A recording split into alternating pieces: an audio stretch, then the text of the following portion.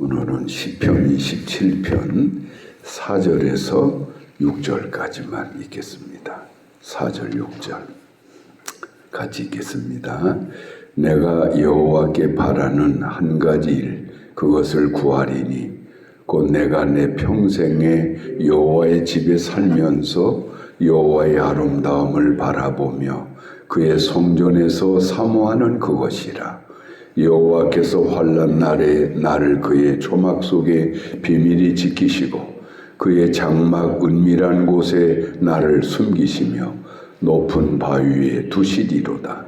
이제 내 머리가 나를 둘러싼 내 원수 위에 들리리니 내가 그의 장막에서 즐거운 제사를 드리겠고 노래하며 여호와를 찬송하리로다.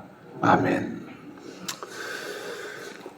우리는 다윗 왕의 신앙을 여러 각도에서 살펴볼 수가 있지요.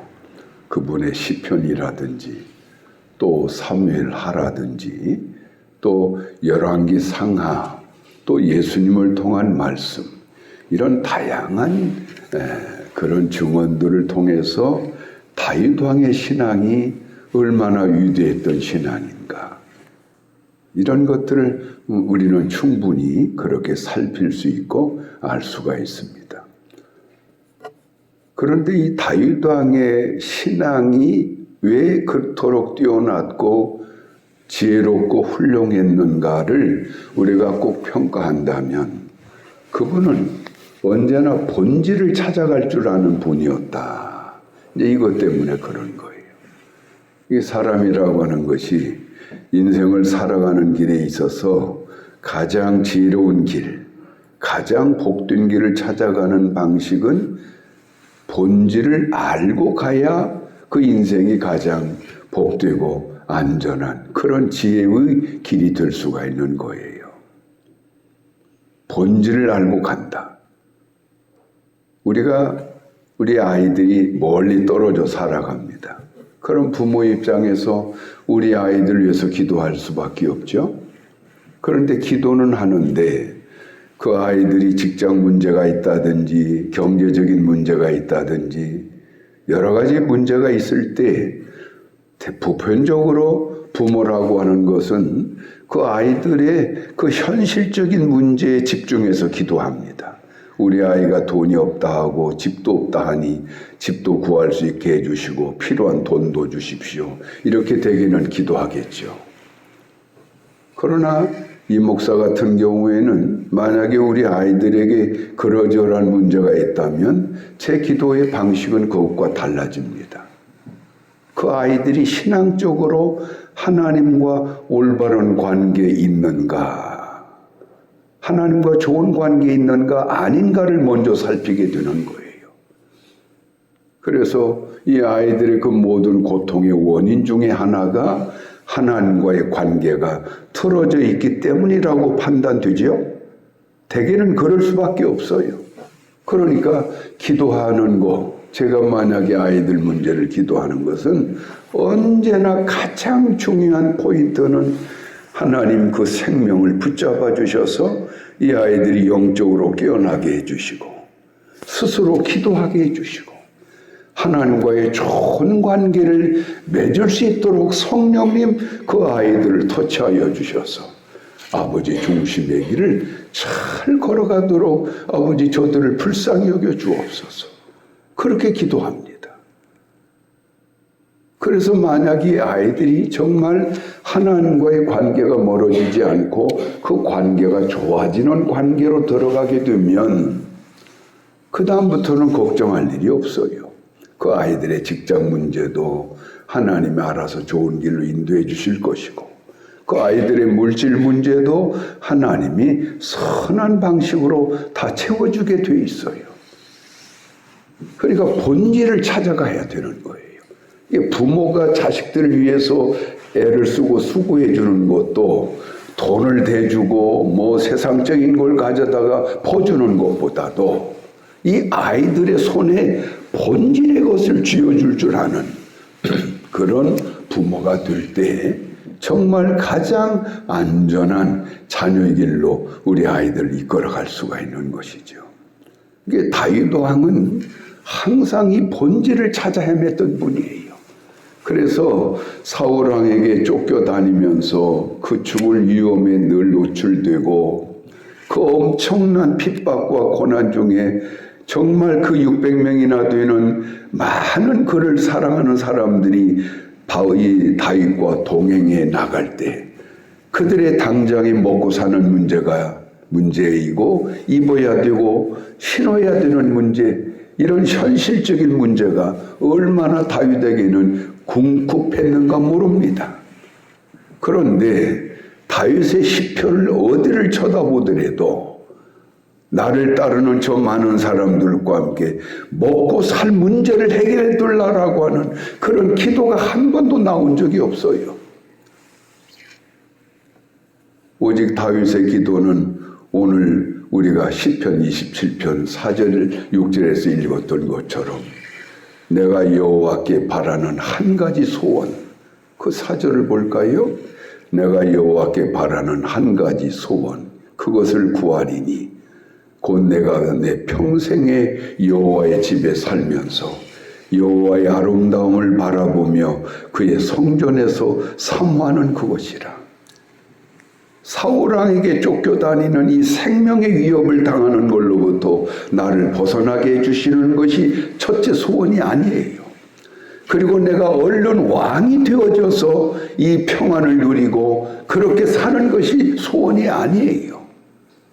다윗에게 한 가지 소원 중에 소원이라면 오직 하나, 내가 여호와의 집에 평안히 드나들면서 여호와의 성전들에서 마음껏 하나님을 찬양하고 하나님을 영화롭게 하면서 하나님과 깊은 교통교제를 자유롭게 누릴 수 있는 때가 내 앞에 오는 것뿐입니다.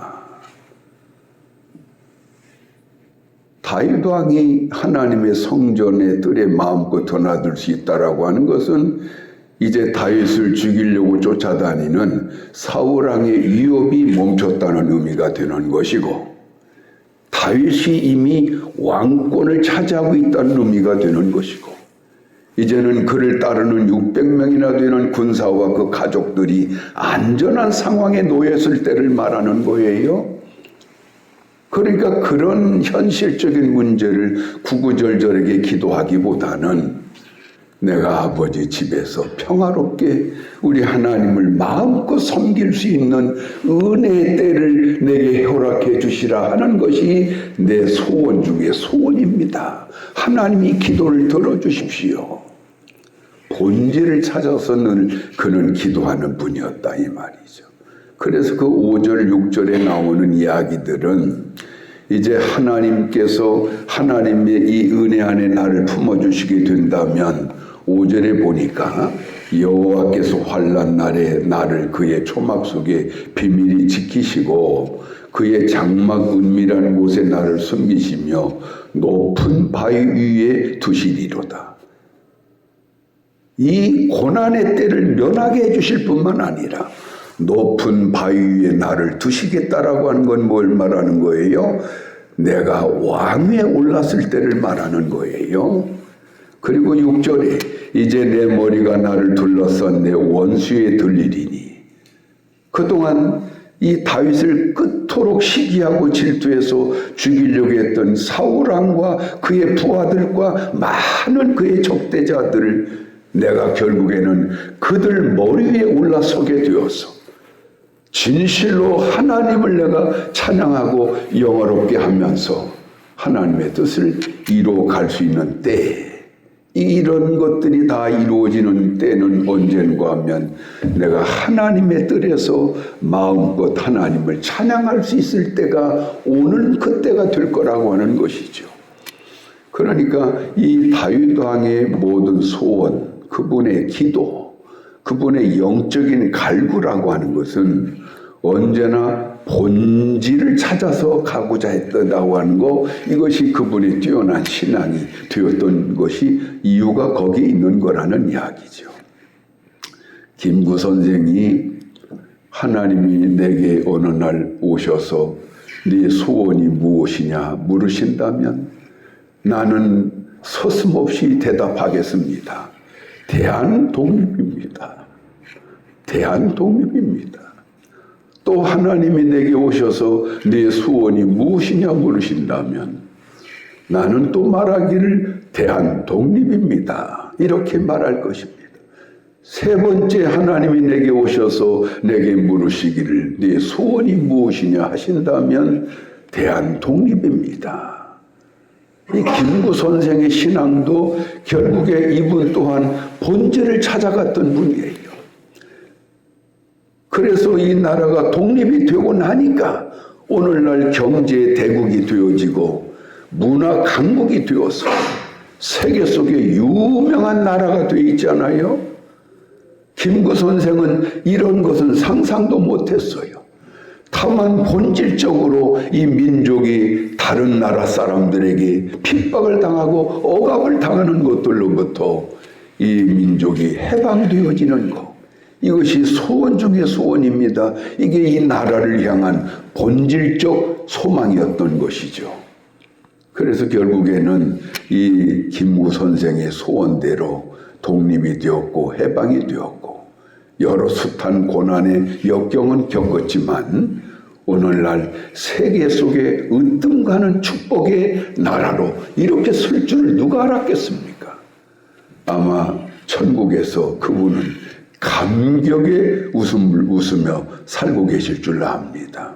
오늘 우리 그리스도인들에게도 이런 본질의 것을 찾아갈 줄 알아야 돼요.